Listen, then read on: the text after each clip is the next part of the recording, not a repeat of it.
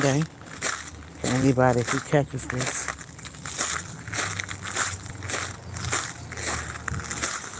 Uh, I missed church today, so but I did watch it on TV. But they was donate. They was the Salvation Army was um, accepting donations, and they was on the church site. So I ended up um, taking some donations to church, and it's so wild how God works because He knows when your spirit is broken. He knows when you need a little extra. So even though I missed church today, I was like, well, let me still take these items that I've had, you know. I had some brand new nursing uniforms I had never even worn because they were the wrong color for the job. So I just took a whole bunch of stuff that I had been meaning to give to one of the thrift stores, and I just took it down there. And when I got there, I wasn't expecting for them to pray with me, but God be knowing what you need. He knows when your spirit is, troubled or you're going through something. So when I dropped the stuff off, there was two ladies who stopped to pray with me, and I needed it, and I knew it was, that was a God thing. And then I was like, well, let me go and get me, because I hadn't eaten anything. So let me go and get me some gas. And it's so crazy because when I walked in, I was like, well, let me get some gas, give me something to eat, because I haven't eaten really. So I went inside the gas station, and I heard this man and this woman talking about, God. I heard them. They were in a discussion, right? When I walked past them when I first entered. So I'm like, okay. So I go and I buy my stuff, and I forget to get my gas. So I had to go back out to my car and come back in. And when I came back in to get my gas, those same two people were still in a deep spiritual conversation about God. I could hear them, right? So anyway, I go get my gas, I pay for my gas, and I leave. And as I'm taking my stuff and putting it in the car, I hear the Holy Spirit say, well, you might as well use the bathroom, because I already planning on coming to the park. So I go back in to use the bathroom. They're still there. The same two people are still there talking about God. And in their relationship with him, and how he's affected their life and all that kind of stuff. So I go to the bathroom, right?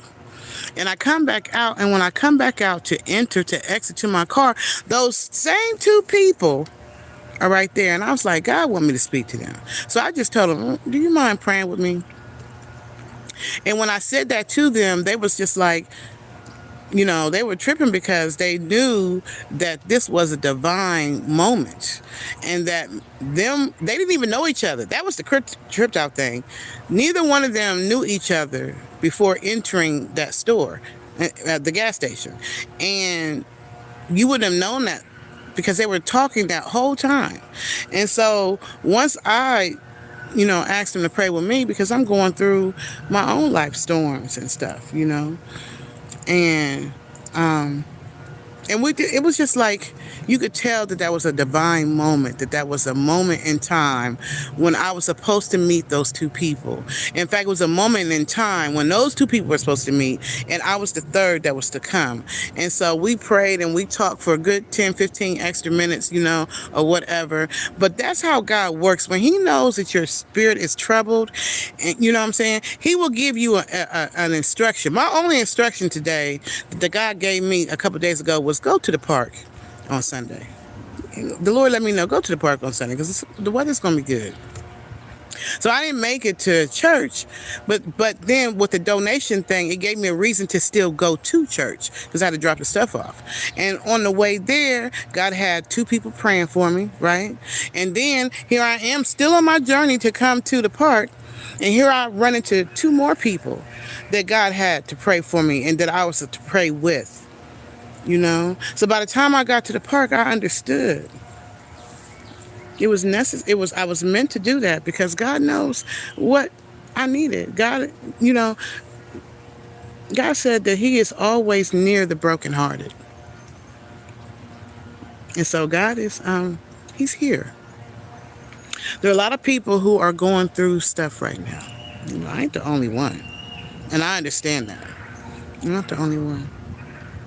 But it's during these times that we've really just got to be open to hear what the Holy Spirit is saying, and do whatever He tells you to do, because whatever He tells you to do, say He told you to go to the park, or say He told you to go to church today, or say He told you to go, somewhere, out there or whatever, do something. He gave you an assignment for the day, because we're supposed to only live, moment by moment and day by day. So if God gives you a holy, like, do this on this particular day, and you make it to that day, you need to do whatever it is that God told you to do, because there's a bigger assignment as to why He had you do it. There was 4 people that I was supposed to connect with on my way to the park today, that if I had not been obedient, I would have never met them. I'm going through a lot with right now it's, with my family, and I'm not going to go into deep conversation about it, because the people who know me already know what I'm going through. And it's painful to my soul. But one of the ladies told me today, and it made sense to me.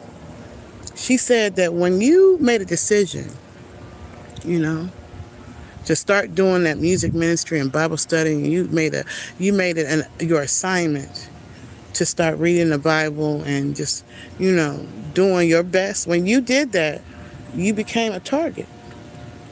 And so the enemy is going to try to send distractions and things so that you'll give up. And so I understand that, but it don't make it hurt any less. So I know God knew I needed that prayer today. He knew I needed those people.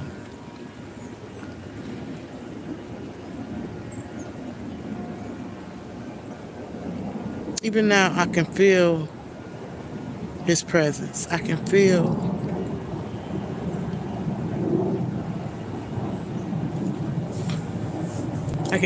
His energy.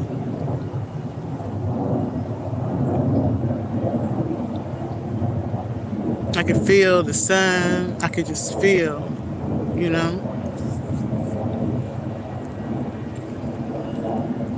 There are times when God is going to ask you to do things that doesn't make sense. Like, go to the park. But it's in those times that He ministers. So you do whatever He tells you to do.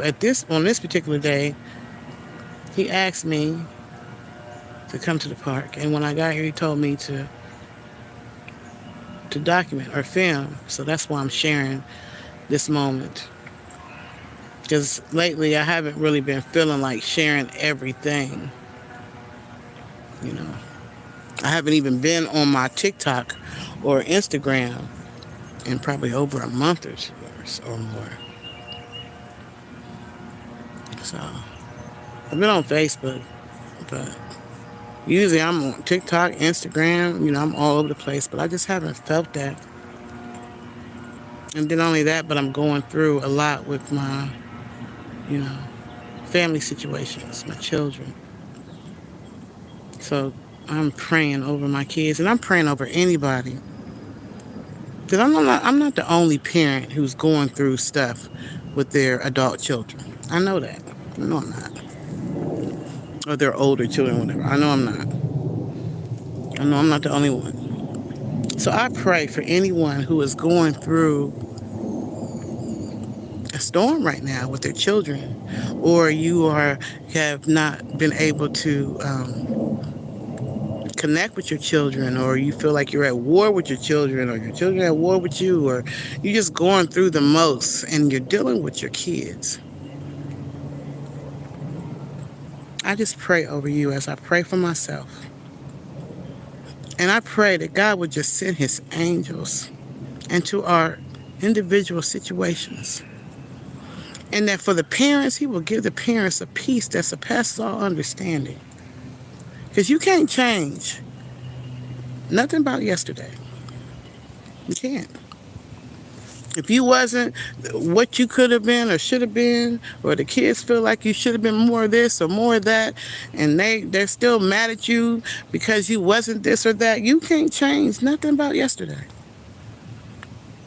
All you can do is move forward. And if the children are not willing to move forward with you, what are you supposed to do except for leave it in God's hands?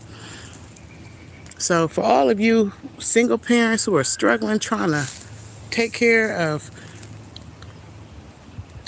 one, two, three, four, five, six, seven different little personalities, and you trying to do the best you can for them while still maintaining your own sense of sanity, because you're also on your own spiritual journey and you're also trying to figure out your own way through life. I pray for you. Like I pray for myself. Because most children don't understand the battles or the sacrifices or the things that their parents go through until they have children. When they have their own seed, then they'll understand. That's why, a lot of people be like, I ain't understand none of it till I had little Junior. Yeah, because now you're understanding what we had to go through. We ain't get no book. God didn't sit us down here with a book like, this is how you're going to be the best parent to her or him or all of them.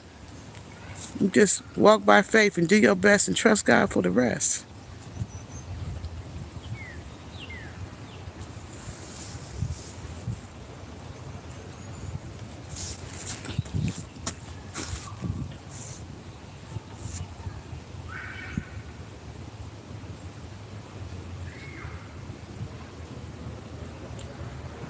You can have the world. You can have wealth up out of this world. You could be the most famous, the most popular, and all that kind of stuff. But if you're going through stuff, if you're not at peace in your soul, none of that stuff matters. Not nothing. Not a penny of it. Not nothing. I don't care how big your car is.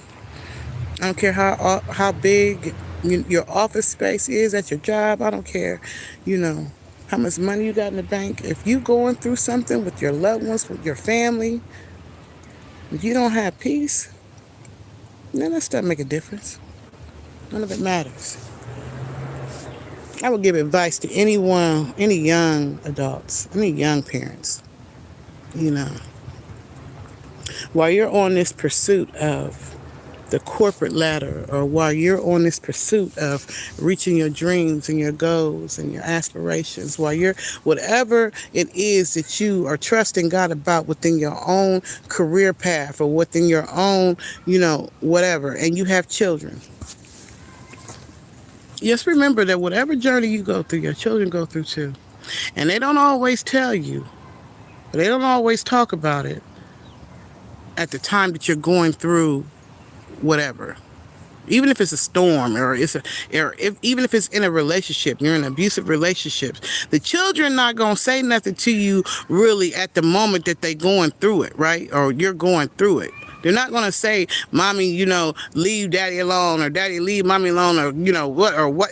They're not really going to say. They're absorbing it. They're absorbing it like sponges. They're absorbing it. They may never say nothing. They might be quiet. And because you're going through whatever you're going through, or you're trying to reach wherever you think, you're not even thinking about the little ones that are around you, because you feel like, listen, I make sure they're clean, I make sure they're fed, I make sure they do their homework, I hug them here and there, and I laugh with them, and I take them to the skating rink. That's all they need. But there's some children who need a lot more, and you may not have that lot more to give. Just understand these children are like sponges. And even if they don't tell you how they feel at that moment,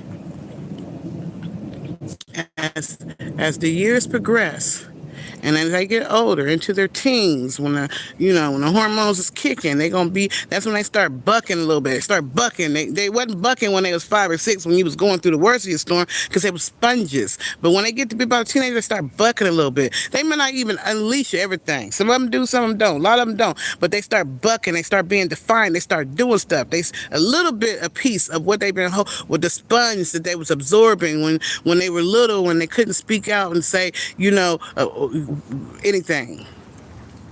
But when they get into the 20s and 30s, the beginning of the 30s and somewhere in the 20s, that's when they decide they just want to unleash everything that they absorbed over the last 25, 30 years. And and even if you're not even to blame for a lot of that, because after 18, they really able to do their own thing. But they're still going to release all those sponges. They're going to do all that, you know?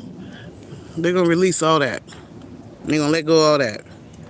And at that point, what can you say? I'm sorry that you feel this way, or I'm sorry that I wasn't able to be there for all of you. There's one of me and 3 of y'all, 4 of y'all, 5 of y'all. I'm sorry I wasn't able to be everything that each one of you needed individually. I'm sorry. But that's all you can do. You can ask God, God, forgive me for sometimes putting, the worldly things first and not thinking about how it's going to affect my children in the long run. Because at that point, I was just thinking about me and my journey and what I had to get through and how to do it and how to take care of these little ones and make sure I was able to do it while still trying to figure out this thing called life. All you can do is ask God, forgive me for the times that I didn't do your will and I was doing my will, which affected them. That's all you could do. After that point, you got to release it. But it's just still hard to see them go through the name blame game and all that kind of stuff. And it's because my mama wasn't this, or my daddy wasn't this, or I didn't have a dad, or my mom was on drugs, or this, or that, or that, or that. And they like to use that excuse even when they become adults, when they're able to make their own decisions in life. You still blaming your mama and daddy what they did when you was 5, 6, 7, 8, 9, 10, but you're now 25 and you have the ability to make your own decisions. So, and even at this point, a lot of times the parents still be trying, even though I didn't do right, whatever, I'm still trying to lead you the right way, but they don't want to listen because there's a stronghold that's keeping them from wanting to listen because it wants to keep them trapped in the pain of yesterday so they can keep making these unwise choices for the day so they can still keep blaming you for what you didn't do when they were 5. I pray for anybody who's going through anything with your children. I pray for the ones who the children and the parents haven't talked. I pray for y'all. I pray for those whose children is out there being defiant, even though you didn't did everything you can to lead them the right way. Or you've given them everything that you had and more, and it still wasn't enough because they still blaming you. They still feel entitled. And they don't want to, all that kind of stuff. I pray for y'all because I understand what you're going through because I'm going through it too.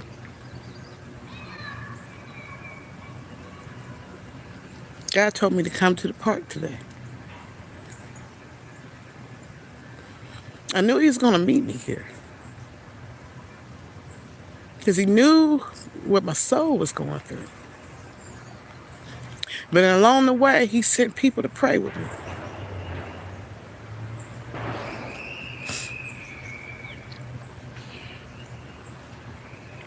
And so I'm just sharing my day with you because that's what God put in my spirit. I'm not the only one who's going through family stuff. You got to find that place where you can go and pray. For me, I just feel the closest when I'm in nature. I don't know. It's like I can feel peace here.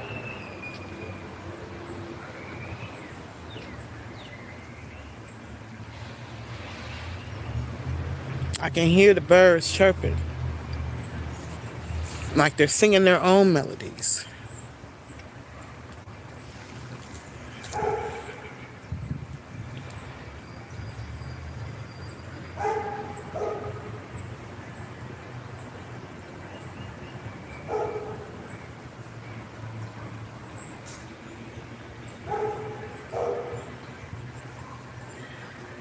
In this season, I just hear the Holy Spirit saying,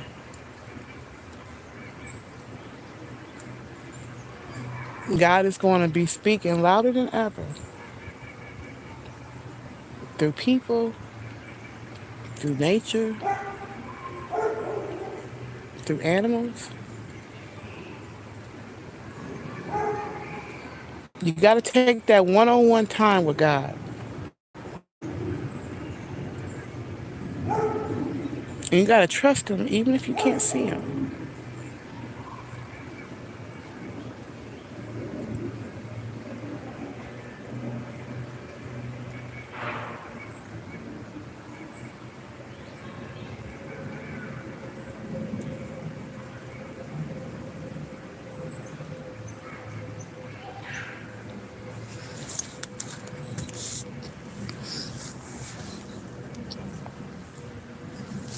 So, that's what I was, I just felt the need to share a little bit of my time. But I'm about to go just pray by myself.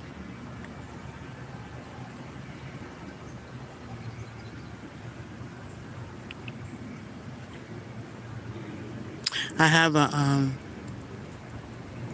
I'm doing a listening party for my new album, the 12-year journey through music.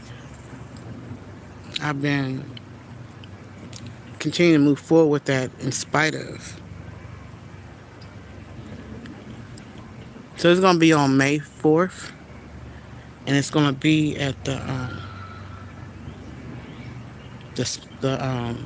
Frozen Smoke restaurant in Stockbridge. It's going to be May 4th from 4 to 8 p.m. And I'll be performing some of my songs. I actually got to start making the graphics for it. So for any of you who are actually in Atlanta or Metro Atlanta, and you want to bring your mom out for a nice evening out and buy her something nice to eat and have her come for, some live performances and, just listen to some nice music. A nice little outing on Sunday. That's what I'm going to do. So if you're interested, there's no cover charge. Just come. Just come, and I'll be singing and performing some of the new songs from the new album, and then some of my old stuff too, and just celebrating mothers, because it's not easy being a mom. It's not. And the job doesn't end when they turn 18. So I'm going to celebrate myself for making it through. I have 4 grown children,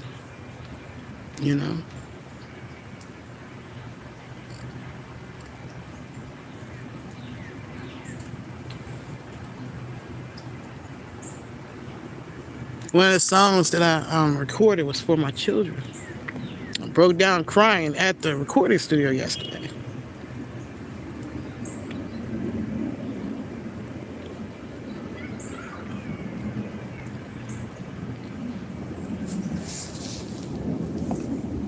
So anyway, let me spend some one-on-one time with God. You'll have a great Sunday.